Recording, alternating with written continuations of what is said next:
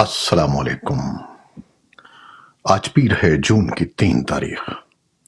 پاکستان میں اس وقت شام کے 7، بھارت میں 7:30، اور یہاں ہمارے اسٹوڈیوز کی گھڑیوں میں صبح کے 10 بج رہے ہیں۔ وائس آف امریکہ واشنگٹن کی اردو سروس سے میں ہوں خالد حمید، خبروں کے ایک بلیٹن کے ساتھ آغاز کرتے ہیں پاکستان، بھارت اور جنوبی ایشیا سے ملنے والی خبروں سے۔ اسلام آباد ہائی کورٹ نے سائفر کیس میں سابق وزیر اعظم عمران خان اور شاہ محمود قریشی کو سنائی گئی سزاؤں کے خلاف اپیلیں منظور کرتے ہوئے انہیں بری کر دیا ہے۔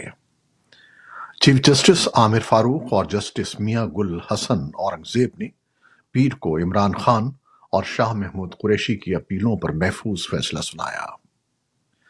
رواں برس جنوری میں عمران خان اور شاہ محمود قریشی کو سائفر کیس میں 10 برس قید کی سزا سنائی گئی تھی۔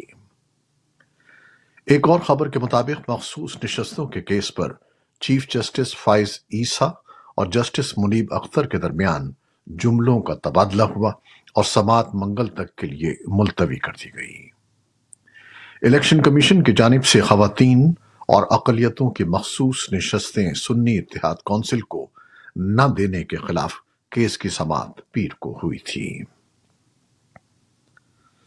پاکستان کے وزیر اعظم شہباز شریف منگل سے اپنے 4 روزہ دورہ چین پر روانہ ہو رہے ہیں، جہاں وہ ہمسایہ ملک کی قیادت سے ملاقاتوں کے علاوہ چین پاکستان اقتصادی راہداری سی پیک کے دوسرے فیز کے منصوبوں کی باضابطہ آغاز کی تقریب میں شرکت کریں گے۔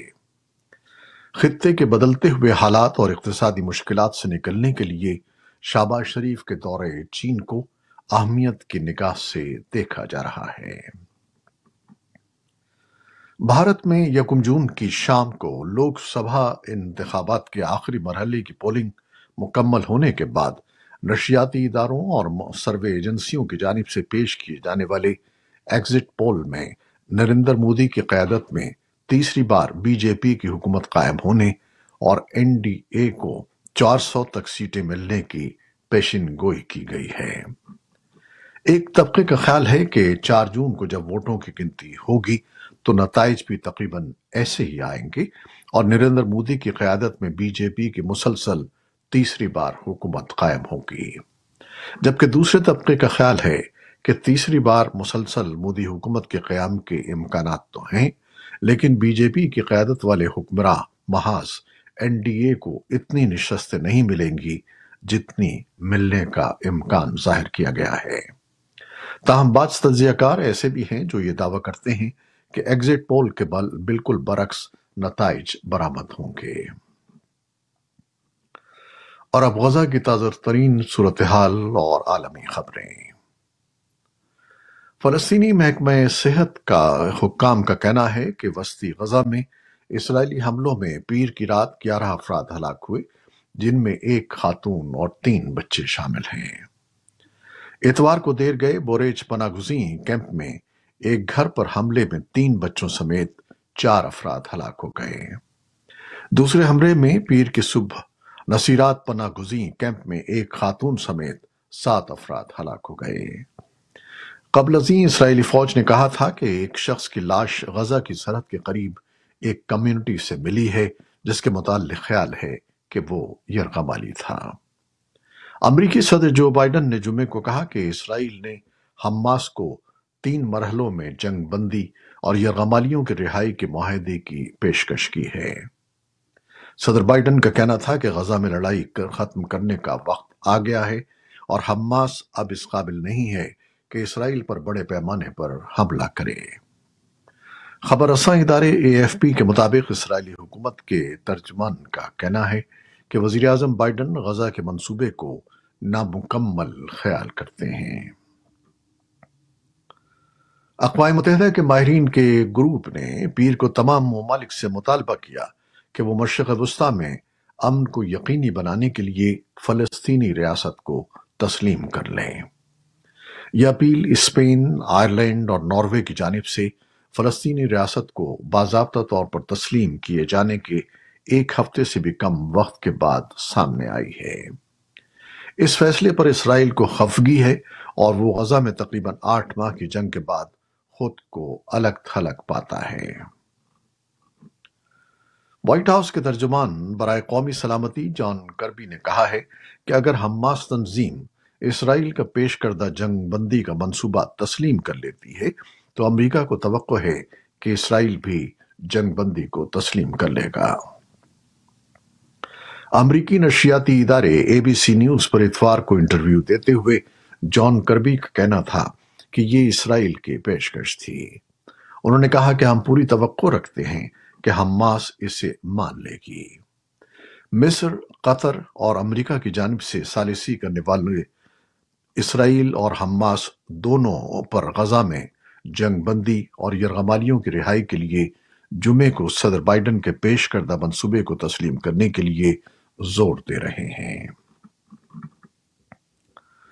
مصر کے صدر عبد الفتاح السیسی نے وزیر اعظم مصطفیٰ مدبولی کو نئی حکومت بنانے کے لیے دوبارہ مقرر کر لیا ہے۔ مدبولی نے پیر کو اپنی حکومت کا استعفیٰ پیش کیا تھا۔ 58 سالہ مدبولی کو پہلی بار جون سن 2018 میں شریف اسماعیل کی جگہ وزیر اعظم مقرر کیا گیا تھا۔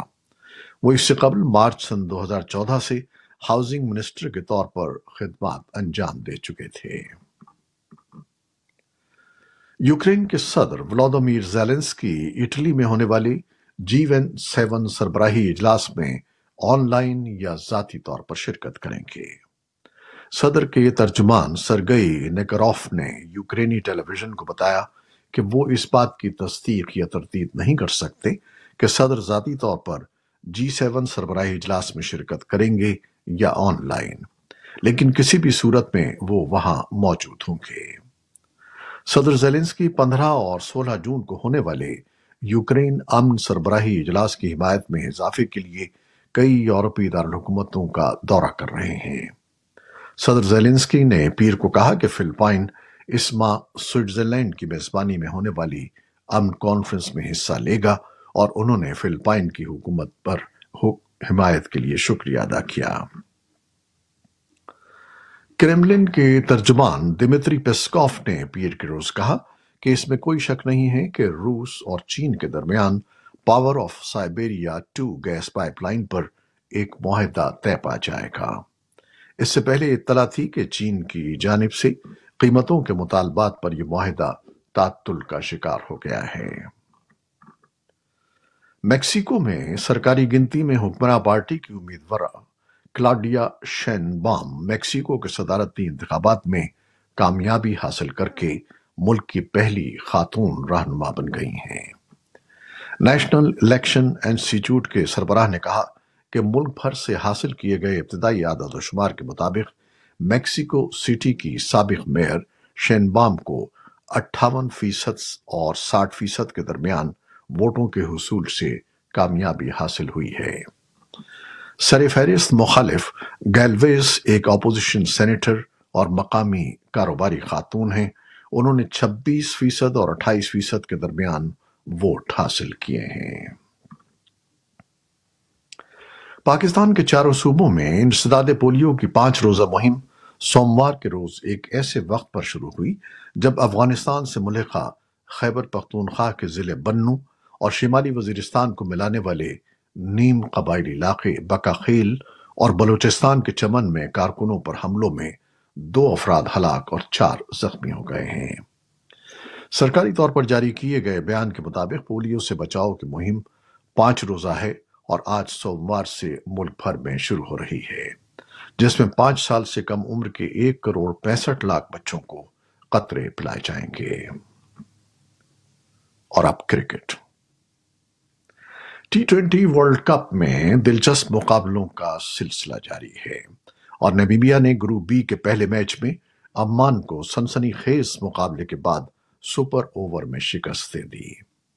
اس سے پہلے کھیلے گئے ایک اور میچ میں میزبان ویسٹ انڈیز نے پاپوا نیو گنی کو دلچسپ مقابلے کے بعد 5 وکٹوں سے شکست دے کر کامیابی حاصل کر لی۔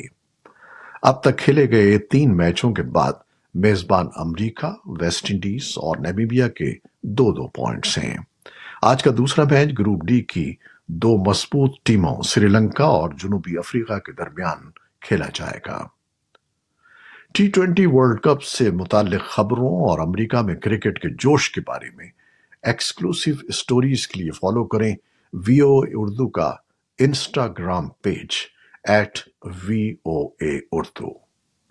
T20 का जुनून वॉइस ऑफ अमेरिका उर्दू के टीवी शो, सोशल मीडिया और वेबसाइट पर। ये थी वो खबरें जो फेसबुक लाइव पर हमने आपके लिए पेश की। हमारी वेबसाइट, यूट्यूब और पॉडकास्ट पर यह बुलेटिन आपके लिए पोस्ट कर दिया जाता है।